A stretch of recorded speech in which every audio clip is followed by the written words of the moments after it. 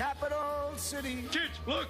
Street crime. It's the kind. There's a new street fighter on your windowsill. The weapon is peace. The word is chill. Hello, Marvel Legends, and welcome to another episode of Displaying Model Behavior. Now, anyone who knows me knows that I am a straight-up gangster. I'm a gangster, baby. I'm a gangster, baby. I'm a gangster, baby. That much goes without saying, of course. But who are the straight-up gangsters of the Marvel Universe, of the 616? I'm talking street crime, organized crime. So the guys who aren't interested in stealing Infinity Stones or opening dark dimensions, I'm talking about the guys who want to run the streets. So these are my top 12 organized crime gangsters of the Marvel Legends universe, starting off as only you can do. He was either going to be the first or the last one to go in place. We have, of course, the Kingpin, Wilson Fisk, Mayor Fisk, as he is in the comics at the moment. And this Build-A-Figure just captured him perfectly. A character like this needed to be a Build-A-Figure. How could he not be? But the fact that they nailed him so well with this, the size, the girth, the beef, this was a perfect representation of the Kingpin. The fact that he also came with two faces as well. You've got the proud Mayor Fisk kind of face, and you've got the raw kind of angry Kingpin. I always remember his quote from Spider-Man where it's like, you keep calling me fat, but I'm only 2% body fat. Let me show you what 98% muscle can do. Always a very cool character. My sister was playing not Amazing Spider-Man, PS4 Spider-Man, and we fought the Kingpin. She was like, what's the Kingpin's deal? Like, is he superpowered? I was like, no, he's just a really strong dude. And that's cool. I mean, you talk about a self-made man. This is a guy who's just like, well, I want to be the baddest dude in New York, so I'm just going to make it happen. That's a go-getter right there. Now, I've gone for this original Bath Kingpin as opposed to the retro one, because the retro one, oh gosh, it's beautiful. If you put a gun to my head, I would have to choose the retro one over this one. But first of all, don't put a gun to my head. What's up with that? But this is more of a basic sort of street level looking, whereas the other one is a bit more cartoony, a bit more sort of kitsch. This is a gangster, so this guy is the crown jewel of the gangster display. Now, since we've started with the Kingpin, we need to build up his lieutenants. So who better than Bullseye, one of my absolute favorite figures. Like, this is right up at the top. This is probably a top 10 figure, actually, because he had so much that he came with. You've got the great Bullseye grinning look there. So the face sculpt is awesome, but his bald head, scar carved into it. Oh, that is such a great head swap. And of course, that's on my Dark Avengers display on the Hawkeye body. But this basic, real, classic looking Bullseye, so great, with the Luger in his hand there, or is it a Luger? Close enough. And I love his little gun hand there. It's just great. I love perfect, beautiful figure with the knife in the back as well. I just think if that's removable, it's not removable. Not that it matters, it looks great there. But no, this is a perfect representation of Bullseye and goes ideally right next to Kingpin. Looks so good. Now, for Kingpin, just one assassin is not enough. You've got to have a couple, and this is as crazy as it gets. You thought that Bullseye was cuckoo bananas? We have Typhoid Mary, or Bloody Mary, or any other persona that she goes by. I remember her being used in the John Romita Jr., Frank Miller type Daredevil run, and she was a really interesting addition to Kingpin's kind of squad, I suppose. He employed her, but he knew that she was kind of crazy, but also, you know, she was very effective, and he even allowed kind of a romantic sort of relationship to develop, fully knowing, like, this could end badly. But at least we got a great figure out of it. And it is. I like this figure. I don't love it. The sword, as is often the case with this sword, does not fit very well in female hands, or any hands, I guess. But you have to have it quite sort of upright. Otherwise, you see it flops around and will fall out of her grip. but the face sculpt is kind of a pretty face sculpt. It's a bit of a neutral expression, which is a bit of a shame because, again, you want more interesting looks, but still, the fishnet tights with the boots, the leather jacket, it's a really, really cool design. I think this corset was reused for White Rabbit, but either way, as a female assassin enforcer, perfect street level villainess here. Now, this is a single character, but my goodness, we all know they could be an army builder. The Hand Ninja. Oh, jeez, I just did a review of this guy and he's still so good. I love this figure. Really want to army build him, but I don't have a whole bunch of 20-pound notes just begging to be spent, so I might just have to stick with the one. But that's a bit of fun kind of story that's come and gone where Kingpin gained control of the Hand. And it's kind of like funny, the Hands seem to just, they'll go with anyone. They've had Daredevil leading them, they've had Elektra leading them, they're like little puppies. They're like, oh, will you tell us what to do now? And it's kind of funny because they're all mystical, but I still consider them street level because they are. They sort of tend to have their plans are always like crime dominated, dominating the global landscape of criminal activity and whatnot. It's like, dude, you have the power over life and death. You can bring people back from the dead, and you're going to use that to, hustle street dealers? Yeah, okay, whatever. But I'm sure there are some Hand fans who are like, well, actually, they took over the cosmic universe once. All right. Just showing my ignorance, that's all. But this is what I'm not ignorant about, is how great this figure is with all of the details, the belt, the buckles. This is a great figure. I desperately want more. Maybe they'll be going cheap at some point. I doubt it. But in the meantime, this one little enforcer here for the Kingpin, he gets his one lone Hand Ninja. Oh my gangster, baby, oh my gangster, baby, oh my gangster, baby. Now, Kingpin's got his skilled martial artists, he's got his assassins and whatnot, but sometimes you just need some muscle. Sometimes you just need a hired goon, and who better than Tombstone? Hard as marble, cold as ice. Such a great character who doesn't get used very much because I guess he is just a gangster, really. He's got hard skin and that kind of albino sort of look, but that's it.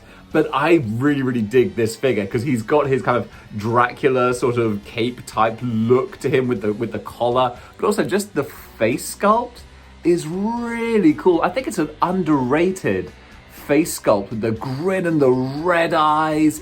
He looks awesome. I really dig this figure, and I think he's an underrated one. I really do. I think it's because there's nothing too exciting about him. Dark colors, not big accessories or anything. But I really love Tombstone, and I'd like to see him used more. I remember there was a story with Ben Reilly as Spider-Man where he teamed up with the Punisher to fight Tombstone, and he eventually took him out by shooting him with a stinger in the mouth because his skin was too tough. So he kind of set him up and then pew, was very cool. Another great example of Ben Reilly just being a boss. But either way, Tombstone is great. I would love to see a suited body Tombstone, because this is kind of an original appearance type Tombstone, but he quickly became like a suited gangster as well, and that was really great. But definitely a lot of love for Tombstone. My way, yeah, Sky way. Now we're going to kind of steer away from Kingpin and go into more sort of the other criminal bosses who want a slice of his empire, and one of them being the Chameleon. Now, Chameleon's a funny one because he treads that line between like blue-collar criminal and supervillain or super criminal. It's quite a fine line, but generally I always associate the Chameleon as being like a gangster. I mean, hell, he's virtually coming packed with a Tommy gun there. But this is a figure that was so hard to get. I mean, this was a grail of mine, and it's because people bought multiples of him at the time because he came with the J. Jonah Jameson head and the hammer head. So that made him very scarce because people were like, oh, I'll take 3. And so by the time I started collecting, I was like, what? I just want 1. But I finally got him. And there's not much to him because it is just a suited body with the white head. But I do like the shading on the head that gives it a bit more depth to it, so it's kind of fun in that regard. And the suited body, of course, can be used for anyone, but one problem I always have with the suited bodies, and this is still the same, they still use the same suited body, and the feet are not easy to balance and stand. This guy topples over a lot, but when he is standing, he looks very cool. Now, speaking of that hammerhead head, Ta-da! Little Kit Bash City going on here. So this is, of course, the hammerhead head that came with the Chameleon, as I said, but the body is taken from Clow, Ulysses Clow from the Black Panther 2-pack, I think it was. Was it a 2-pack or did he come separately? He might have come on his own, but it's the, what's his name? Serkis, the Andy Serkis MCU Clower, but I keep pronouncing it like Clower because it was spelled kind of funny. In the comic books, it's just Claw, but potato. This suited figure, though, I think works great. I was using the body for J. Jonah Jameson, but actually it is a slightly thick kind of body. It's not like a jacked up one, but he looks like, he maybe works out under that suit. So for Hammerhead, that's great. I would still ideally love a much bigger Hammerhead. He's been depicted as a quite hulking brute of a character, whereas this is much more of, as I said the phrase before, blue collar, like a regular working guy kind of figure. But he's really fun, and definitely he's as gangster gets. He's a proper Dick Tracy type villain. So yeah, you can't get more street crime than Hammerhead. Now this one's slightly controversial as far as criminals and gangsters go, but it is the Black Cat with her whip getting in the way there. Felicia Hardy, this version of Felicia Hardy, all right? I know that she's normally a superhero and on the side of Spider-Man and whatnot, and even though she is a thief, it's kind of a thief with a heart of gold, but there was a time when she was bad to the bone, and it wasn't that long ago. It was during the, not spectacular, come on, brain, Superior. Whew, jeez, I had a little moment there. During the Superior Spider-Man run, she saw Spider-Man, who she thought was her regular Peter Parker, but of course it was Dr. Octopus's mind in there. So she was like, oh, hey, Spidey, what's up? How's it going, Spider? And he's like, oh, hey, you're a criminal. Bam! Punches her in the face and, carts her off to prison. She's like, son of a... so basically this was a really, I kind of make light of it, but it was portrayed as a very traumatic moment. This one person who she loved and obsessed over suddenly physically assaults her and betrays her. And she's like, screw it, I'm gonna go full evil now. So she starts to create her own criminal empire. And it's a cool story. She basically takes over the underworld and she becomes like a criminal crime boss. She has Electro as one of her enforcers, and she basically goes around all the other, criminal gangs and is like, okay, you either join me or I kill you. So she was pretty hardcore for a while, but she got over it and she got better. It was nice that when Peter Parker got his body back, he made a point of going to her and being like, look, I'm so sorry. You're not going to believe what happened. But still, for this short period of time, she was a badass gangster. Now, this is a kind of a silly one, and one that I do want to get a proper body to do a kit bash with, and that is, of course, Silvermane. I've not read much with Silvermane, but I think probably the most appearances I've read are of him with this ridiculous remote-controlled car from the Superior Foes of Spider-Man. This was an accessory that came with Speed Demon, and it's ridiculous, but I love it. It's very silly. A lot of people have got mechanical robot bodies, particularly I know that the Ultron MCU body is a great Silvermane body, so if I ever find that going cheap, I might do that, because yes, that's the whole point. He's this withered old criminal who allowed himself to be made into a cyborg just to preserve his life. Which is a great kind of old rich guy type thing to do. But at one point he was reduced, humbled to being forced to drive around in a little remote controlled car. So I'd like to get a proper body so we can have a bit more of a respectable Silvermane. And the final wannabe gangster is Norman Osborn. When his head's on right, this guy is the one person who I think can genuinely give the Kingpin a run for his money as far as controlling the New York or even the world Underworld is concerned. I mean, you can't sell Norman short. It used to be just a very personal vendetta against Spider-Man, and then, during the Dark Reign storyline, he straight up run America. Nay, by proxy, the entire world. With the Hammer organization replacing S.H.I.E.L.D., he became the new Nick Fury. He was in charge of everything. And then once that kind of fell through, he eventually was released from prison because, there's a revolving door in the Marvel Universe, which I'm not mad about.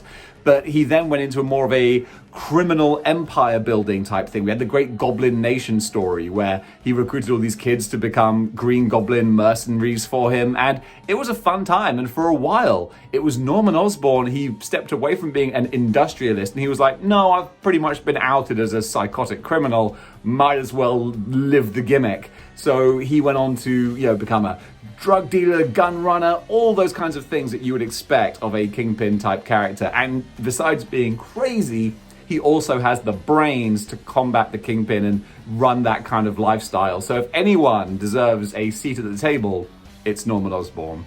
Now, just to round things out with a bit of fun, what would these mob bosses be without some goons and low-level criminals to rob the banks and snatch the purses and do all those nefarious dirty deeds? Well, the main one I want to feature is Boomerang. Boomerang, again, you could argue supervillain, but come on, he throws boomerangs. So I would say that he's more of that kind of, he's a caper type guy. He's an Ocean's 11 type guy. He's like, let's rob a bank or rob this casino, and of course we got to pay Kingpin his percentage. That's Boomerang, and for that he's really fun. So this is the most modern kind of design. Again, superior foes, that's where this is most famous from, I do believe. But recently in the Spider-Man comics, he's had a whole run-in storyline with the Kingpin where basically he stole something and the Kingpin's like, y'all better give that back. And so the Kingpin put a price on his head and he's kind of on the run. He's trying to get Spider-Man to help him because he's like, I know you don't want to help me, but Kingpin's going to murder me. So you're kind of obliged to. And it's a really fun dynamic between him and Spider-Man. So this is the classic bank robbing, chancer, low-level criminal who everyone loves to hate. And finally, just for kicks, we're going to have someone who's kind of a super criminal, but not really because he's so ridiculous. It is the Stilt Man. Yep, one of the newest additions to the collection. I mean, look, he's literally holding a briefcase full of money. That's as street crime as it gets. This is straight from robbing the bank. I'm now gonna giant step my way to freedom. Or not, probably a prison cell because he's the Stilt Man. But this is as low level, I think, as you get. This dude ain't about to steal the Infinity Stones anytime soon. I would add, I should have waited. Although it's gonna be a long time. I'd love to add the Hood to this collection because again, the Hood, the clue is in the name, but he's not going to be out for a long time. And actually, funnily enough, he has had the Infinity Stones, but really at heart, he's a low-level criminal. But speaking of which, we have Stilt Man, who is a classic low-level bad guy bank robbing criminal. And you know that whatever he steals, a cut of that is going to go to whichever mob boss is in charge of New York at the time. You're my gangster, baby, you're my gangster, baby, you're my gangster, baby. And folks, that is my list of low-level street crime gangster villains. What do you think? Who did I forget? Who should I have included? Comment below, let me know. I really enjoyed putting this list together. It was fun because I thought, I want to do this, but I can't think of that many. It's like, geez, do I only have 2 or 3? But going through my collection, it's like, these guys definitely qualify as street-level crime. There are a few that maybe you could argue they're more cosmic or more supervillain, but on the whole, I really, really dig this display and collection. What do you think, though? I would love to know your opinions. And guys, that was it for the street-level villains. I had a good time making this. So guys, if you enjoyed this and you like what you see and you want to see more, then join the 6-1 Clicks by clicking the like, share, and subscribe buttons. And don't forget to check out my sister channel displaying miscellaneous behavior, in which I speak about anything that is not action figure related. So pro wrestling, video games, you name it, that's the home for it. So the link is in the description below. And guys, I'm still a year into doing this channel. I'm still bad at sign-offs. Let's just say it. Keep displaying model behavior. Cheers.